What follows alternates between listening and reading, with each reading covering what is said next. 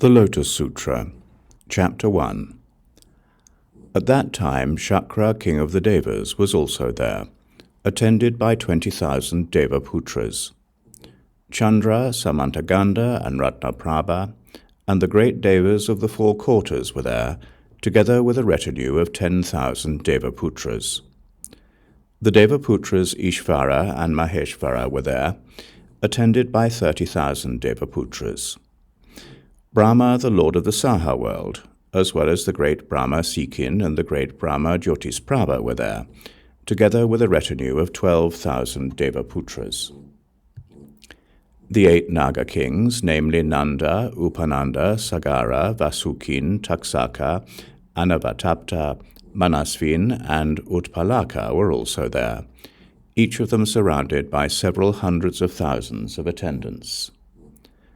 There were 4 kings of the Kinnaras, whose names were Dhamma, Sudama, Mahadama, and Damadara, and each had several hundreds of thousands of attendants.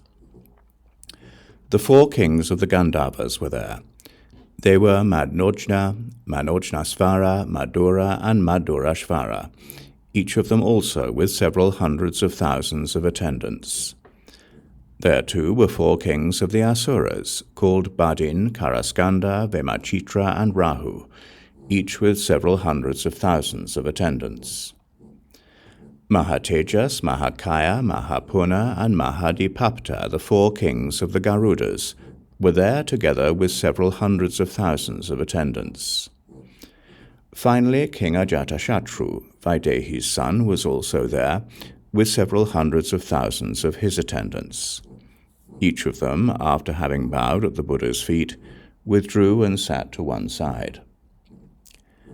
After having taught this sutra, the Buddha sat cross-legged, entered the samadhi called the abode of immeasurable meanings, Ananta Nidesha Pratisthana, and remained unmoving in both body and mind.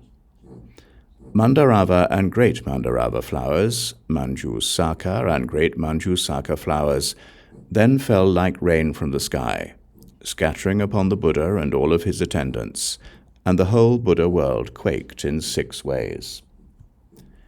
At that time, that whole assembly of such humans and non-humans as monks, nuns, laymen, and laywomen, the Devas, Nagas, Yakshas, Gandharvas, Asuras, Garudas, Kinnaras, Mahoragas, kings and noble emperors, having experienced something unprecedented, were filled with joy, and with their palms pressed together, they gazed attentively at the Buddha. Then the Buddha emitted a ray of light from the tuft of white hair between his eyebrows. It illuminated all the 18,000 worlds in the east, down as far as the lowest hell, Avicii, and up as high as the Akanishta heaven.